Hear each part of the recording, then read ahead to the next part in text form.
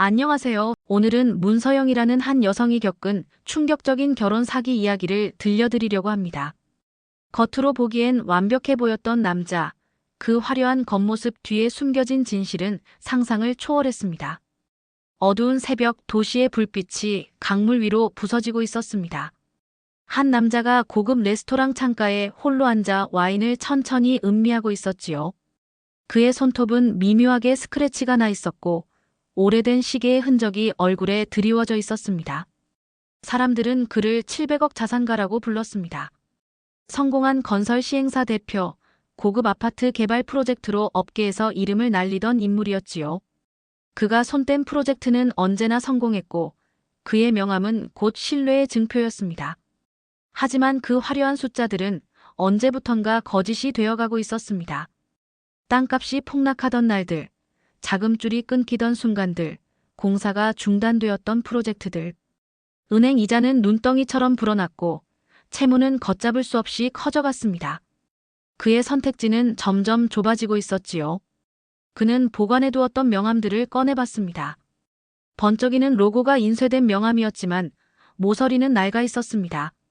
텅 빈 사무실, 반쯤 비워진 집, 테이블 위에 놓인 몇 개의 아파트 열쇠들. 그는 아파트 몇 채를 급하게 팔아 이자와 급한 빚을 막아왔고 지금은 근근히 살아가는 신세였습니다. 겉으로 보이는 호화로움은 이미 오래전에 팔아치운 가면에 불과했습니다. 하지만 그는 결핍을 인정할 수 없었습니다. 누구보다 성공한 사람으로 보이고 싶었고 필요한 존재로 여겨지고 싶었지요. 그래서 그는 계획을 세웠습니다. 더 젊고 순수한 얼굴, 그에게 필요한 것은 자신을 다시 성공한 남자로 증명해줄 누군가였습니다.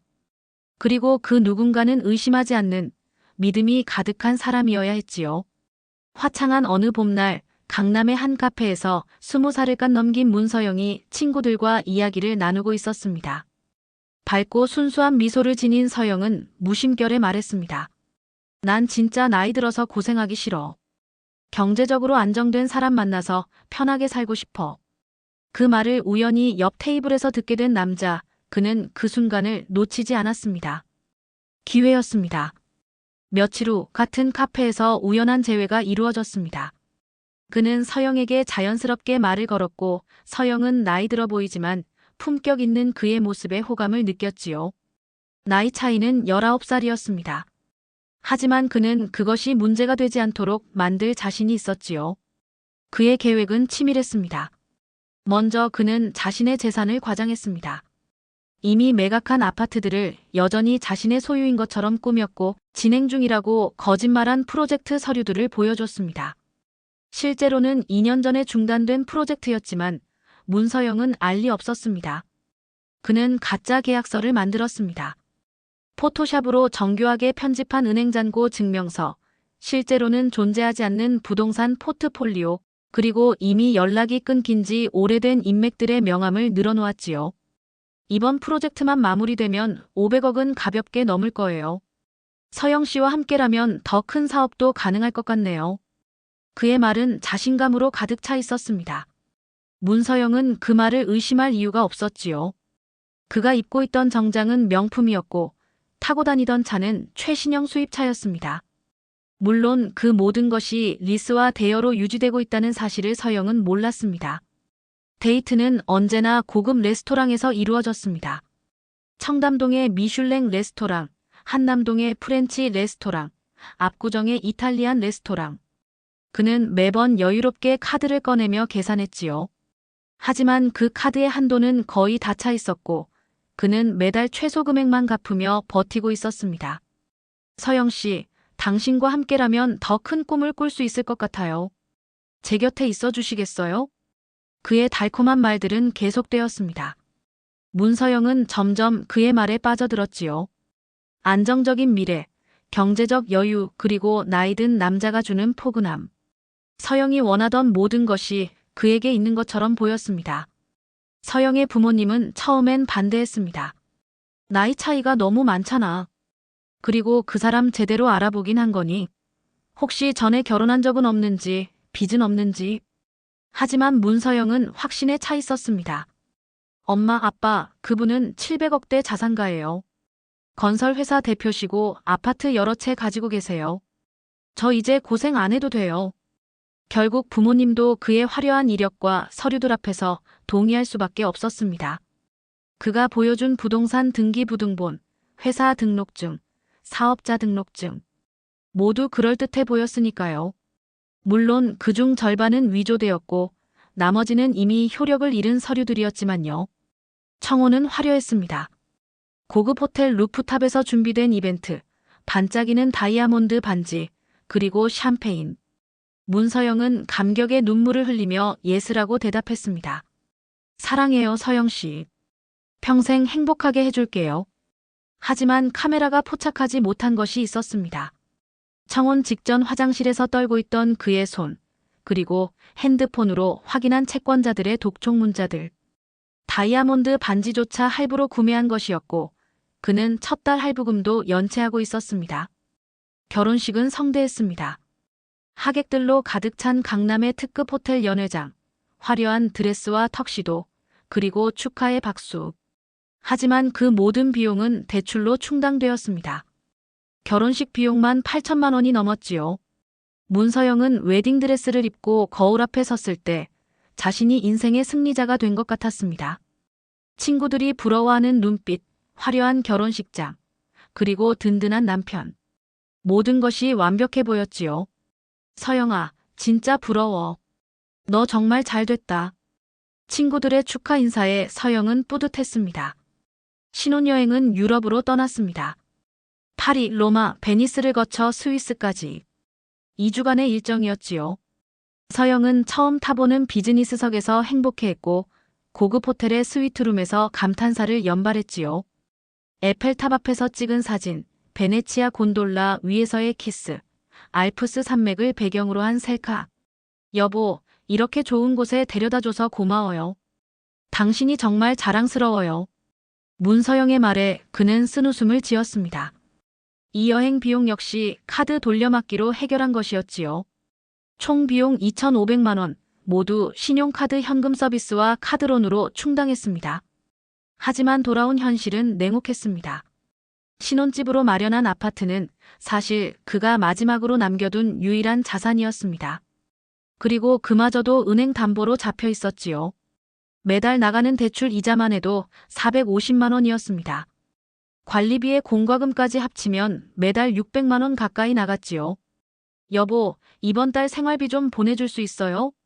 카드값도 나가고 해서요. 문서영의 요청은 당연한 것이었습니다. 하지만 그의 통장은 이미 바닥이었지요. 남은 잔액은 32만 원이 전부였습니다. 아, 서영아, 지금 프로젝트 자금이 묶여 있어서 다음 주에 큰 돈이 들어오거든. 그때 한 번에 줄게. 미안해. 거짓말은 계속되었습니다. 그리고 그 거짓말을 유지하기 위해 더 많은 거짓말이 필요했지요. 그는 문서영 몰래 신용대출을 받았습니다. 5개 은행에서 각각 1,000만 원씩, 총 5천만 원을 빌렸지요. 카드론도 여러 개 만들었습니다. 하지만 그것도 오래가지 못했습니다. 한 달이 지나자 이자만 수백만 원씩 나가기 시작했습니다. 문서영은 처음엔 이해하려고 했습니다. 사업하시는 분들은 다 그렇다고 하더라고. 돈이 묶일 때도 있는 거겠지. 하지만 한 달이 지나고 2달이 지나도 상황은 나아지지 않았습니다. 오히려 그는 점점 더 예민해졌고 돈 얘기만 나오면 화를 냈지요. 내가 지금 얼마나 스트레스 받는지 알아? 당신은 편하게 집에만 있으면서. 서영은 움찔했습니다. 결혼 전까지 그는 한 번도 화를 낸 적이 없었는데 요즘은 자주 신경질을 냈지요. 어느 날 저녁 현관문을 두드리는 소리가 들렸습니다. 채권 추심입니다. 문 좀 열어주시겠습니까? 문서영은 당황했습니다. 그는 황급히 나가며 그들과 복도에서 이야기했지요. 실수가 있었던 것 같습니다. 제가 처리하겠습니다. 그는 그들에게 20만 원을 쥐어주며 일단 돌려보냈습니다. 하지만 서영의 눈빛은 달라져 있었지요. 여보, 저 사람들 뭐라고 했어요? 왜 채권 추심이 우리 집에 와요? 당신 무슨 일 있어요? 아무것도 아니야, 서영아. 회사 일 때문에 그래. 신경 쓰지 마. 하지만 문서영은 이미 의심하기 시작했습니다. 그리고 의심은 곧 확신으로 변해갔지요. 그녀는 남편 몰래 서류들을 뒤지기 시작했습니다. 서재 책상 서랍, 옷장 구석, 심지어 차 안까지 뒤졌습니다. 그리고 발견했습니다. 빨간 글씨로 쓰인 독촉장들, 연체 안내문들, 그리고 법원에서 온 지급명령서. 금액은 상상을 초월했습니다. 700억 자산가라던 남자의 실체는 120억 빚더미에 앉은 파산 직전의 사기꾼이었던 것입니다. 이게 뭐지? 꿈이겠지? 하지만 현실이었습니다. 냉혹한 현실이었지요. 이게 대체 뭐예요? 문서영이 서류 뭉치를 들고 소리쳤습니다. 그는 더 이상 변명할 수 없었지요. 서영아, 미안해. 설명할게. 하지만 무슨 설명이 필요했을까요? 모든 것이 거짓이었습니다. 자산도, 프로젝트도, 미래에 대한 약속도 전부 허상이었지요. 당신이 나한테 한 게 뭐예요? 나이 차이도 있는데 나는 당신이 안정적이라고 믿었어요.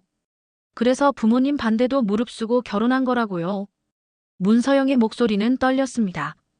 분노와 배신감, 그리고 자책이 뒤섞여 있었지요. 내가 돈만 보고 결혼했다는 걸 알아요. 인정해요.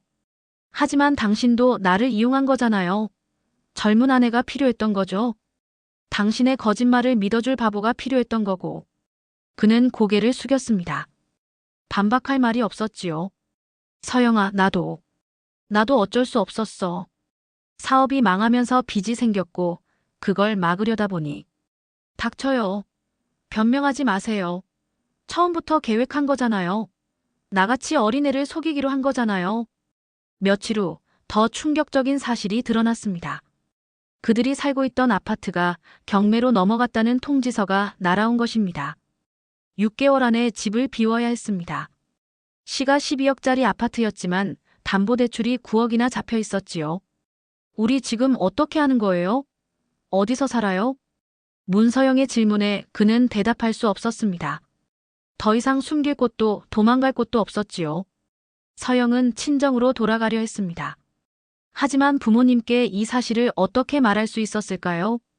딸의 결혼을 우려했던 부모님 앞에서 제가 속았어요 라고 고백하는 것은 너무나 치욕적이었습니다. 엄마한테 뭐라고 말해요? 700억 자산가는 사기꾼이었다고. 내가 얼마나 바보같이 보이겠어요? 결국 문서영은 혼자 원룸을 얻어 나왔습니다. 보증금 1천만 원, 월세 60만 원짜리 작은 원룸이었지요. 결혼한 지 불과 8개월 만의 일이었습니다. 신혼의 달콤함은 산산조각 났고 남은 것은 법적 분쟁과 빚더미뿐이었습니다. 더 끔찍한 것은 그가 서영 명의로도 대출을 받아뒀다는 사실이었습니다. 결혼 직후 부부 공동 명의로 하면 금리가 낮아진다며 서류에 사인을 받았던 것이 함정이었지요. 서영 씨, 이거 잠깐만 사인해줘요. 우리 공동 명의로 하면 이자를 몇백만 원 아낄 수 있어요. 어차피 부부니까 괜찮아요. 그때 문서영은 의심 없이 서명했습니다. 그게 자신의 인생을 망치는 결정이 될 줄은 몰랐지요. 서영은 결혼 전까지 깨끗했던 자신의 신용등급이 최하 등급인 10등급으로 떨어진 것을 발견했습니다. 그리고 자신 명의로 된 3억 원의 대출금 독촉장을 받았습니다. 세계 캐피탈사에서 각각 1억 원씩 빌린 것이었지요. 내가 이렇게 멍청했나? 어떻게 이럴 수가 있어? 문서영은 무너졌습니다. 23세 나이에 인생이 끝나버린 것 같았지요. 친구들에게 전화할 수도 없었습니다. 너무나 창피했으니까요. 밤마다 서영은 울었습니다. 베개에 얼굴을 묻고 소리 없이 울었지요.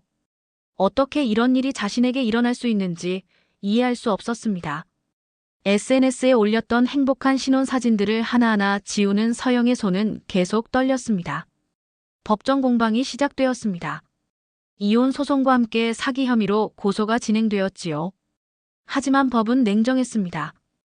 혼인관계에서 발생한 채무는 부부가 공동으로 책임져야 합니다. 더구나 문서영 씨가 직접 서명한 서류들이 있습니다. 변호사의 설명은 절망적이었습니다. 문서영이 서명한 서류들은 법적으로 유효했고 그 빚은 서영의 책임이기도 했던 것입니다. 하지만 저는 속은 거예요. 그 사람이 거짓말을 했다고요. 전 아무것도 몰랐어요. 입증하기 어렵습니다. 문서영 씨. 결혼 사기로 인정받으려면 명확한 증거가 필요한데 그는 교묘하게 서류들을 준비했어요. 법적으로는 부부 공동 채무로 간주됩니다. 그럼 전 어떻게 해요? 23세 3억 빚을 어떻게 갚아요? 변호사님. 변호사는 대답할 수 없었습니다.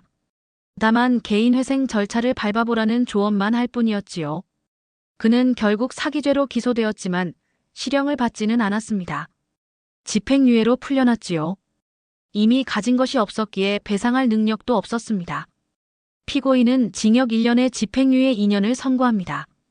판결문을 듣는 순간 문서영은 무력감에 빠졌습니다. 고작 이것뿐이라니.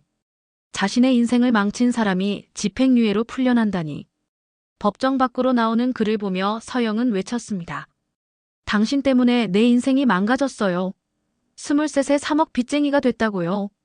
하지만 그는 고개도 돌리지 않고 사라졌습니다. 문서영에게 남은 것은 3억 원의 빚과 무너진 신용, 그리고 깊은 상처뿐이었습니다. 서영은 편의점 아르바이트를 시작했습니다. 낮에는 카페에서, 밤에는 편의점에서 일하며 빚을 갚기 시작했지요. 23세 여성이 감당하기엔 너무나 무거운 짐이었습니다. 어서 오세요. 손님들에게 인사하는 서영의 목소리는 지쳐 있었습니다. 한때 700억 자산가의 부인이라고 자랑하던 그녀는 이제 시급 9,860원을 받는 알바생이 되어 있었지요. 하루 16시간씩 일해도 한 달에 겨우 300만 원을 벌 수 있었습니다. 내가 왜 돈을 받을까? 내가 왜 나이 많은 남자의 안정만 믿었을까? 자책은 끝이 없었습니다. 하지만 후회한들 무엇이 달라질까요? 문서영의 친구들은 하나둘 멀어졌습니다. SNS에 올라오는 친구들의 행복한 일상은 서영에게 고통이었지요. 결혼 발표, 신혼여행 사진, 행복한 부부 일상. 모두가 앞으로 나아가는데 자신만 제자리 걸음을 하는 것 같았습니다. 서영아, 요즘 어떻게 지내? 결혼 생활 어때? 친구의 안부 전화에도 서영은 제대로 대답할 수 없었습니다. 응, 잘 지내. 바빠서 그래. 나중에 연락할게. 거짓말이었습니다. 전혀 잘 지내지 못하고 있었지요. 1년이 지났습니다. 문서영은 여전히 빚을 갚고 있었습니다. 하지만 조금씩 깨달았지요. 내가 돈만 본 것도 잘못이었어. 하지만 그 사람은 더 나쁜 거야. 나를 계획적으로 이용했으니까. 서영은 자신의 잘못을 인정하면서도 동시에 피해자임을 명확히 했습니다. 그리고 조금씩 일어서기 시작했지요. 나는 다시 시작할 수 있어. 24이야. 아직 젊어. 이 빚 갚고 제대로 된 삶을 살 거제 시도지계송이야. 문서영의 눈빛에 다시 생기가 돌아오기 시작했습니다. 육부 교훈과 회복 약 1900자. 그 남자는 어떻게 되었을까요? 그는 여전히 어딘가에서 같은 방식으로 살아가고 있었습니다. 새로운 여성을 물색하고 새로운 거짓말을 준비하고 있었지요. 120억의 빚은 개인회생 절차로 일부 탕감받았습니다. 그리고 그는 다시 명함을 만들었습니다. 이번에는 투자 전문가라는 직함을 달았습니다. 건설업이 막혔으니 다른 분야로 옮긴 것이지요. 그는 또 다른 카페에서 또 다른 젊은 여성을 기다리고 있었습니다. 거짓말쟁이는 변하지 않습니다. 단지 더 교묘해질 뿐이지요. 하지만 그의 얼굴에는 깊은 주름이 더 새겨졌습니다. 거울을 볼 때마다 그는 자신이 누구인지 알 수 없었지요. 성공한 사업가인 척했지만 실제로는 아무것도 아닌 사람. 사랑받는 남편인 척했지만 실제로는 사기꾼. 나는 누구지? 그의 질문에는 답이 없었습니다. 그가 가장 두려워한 것은 결국 자기 자신이었습니다. 스스로에게 남긴 허상이 너무 컸기에 진짜 자신을 마주할 용기가 없었던 것입니다. 밤마다 그는 불면증에 시달렸습니다. 문서영의 울부짖던 목소리가 귓가에 맴돌았지요. 당신 때문에 내 인생이 망가졌어요. 하지만 그는 반성하지 않았습니다. 대신 합리화했지요. 나도 어쩔 수 없었어. 살아남기 위해서였어. 창밖으로 보이는 아파트 단지, 그가 한때 소유했다고 거짓말했던 그곳에서 불빛들이 하나둘 켜졌습니다. 그는 와인잔을 기울이며 생각했습니다. 다음번엔 더 조심해야겠어. 더 완벽하게 준비해야지. 반성이 아니었습니다. 더 완벽한 거짓말을 준비하겠다는 다짐이었지요. 한편 문서영은 조금씩 회복하고 있었습니다. 2년이 지났을 때 그녀는 빚의 절반을 갚았습니다. 낮에는 작은 회사의 사무직으로 이직했고 저녁에는 과외 아르바이트를 했지요. 힘들었지만 포기하지 않았습니다. 서영아, 너 진짜 대단하다. 어떻게 그렇게 버티니? 친구의 말에 서영은 씁쓸하게 웃었습니다. 버티는 게 아니라 살아남는 거야. 이대로 무너지면 그 사람 생각대로 되는 거잖아. 문서영은 자신의 경험을 블로그에 기록하기 시작했습니다. 익명으로 올린 글이었지만 많은 사람들이 공감했고 위로를 받았지요. 저도 비슷한 경험을 했어요. 덕분에 힘을 얻었습니다. 결혼 사기당할 뻔했는데 이 글 보고 정신 차렸어요. 감사합니다. 문서영님 힘내세요. 응원합니다. 댓글들을 읽으며 서영은 깨달았습니다. 자신의 아픔이 누군가에게는 경고가 될 수 있다는 것을, 그리고 자신만 당한 게 아니라는 것을. 이 이야기가 주는 교훈은 무엇일까요? 돈과 안정만을 보고 사람을 선택하면 안 됩니다. 겉으로 보이는 화려함은 쉽게 조작될 수 있지요. 문서영처럼 경제적 안정만을 최우선으로 두면 정작 중요한 것들을 놓치게 됩니다. 그 사람의 진실된 성품, 가치관, 그리고 진정성 말입니다. 나이 차이가 큰 관계에서는 더욱 신중해야 합니다. 문서영의 부모님은 처음부터 걱정했습니다. 하지만 서영은 700억 자산가라는 숫자에 눈이 멀어 부모님의 조언을 무시했지요. 사랑하는 사람들의 우려에는 이유가 있습니다. 사람을 이용하려는 자는 언젠가 자신도 무너집니다. 거짓말은 결코 오래가지 못하지요. 그 남자는 여전히 같은 방식으로 살아가고 있지만 그의 내면은 점점 더 황폐해지고 있습니다. 진실된 관계 하나 맺지 못하고 스스로를 속이며 살아가는 삶이 과연 행복할까요? 실수했다고 인생이 끝나는 것은 아닙니다. 문서영은 23세 큰 실수를 했지만 포기하지 않았습니다.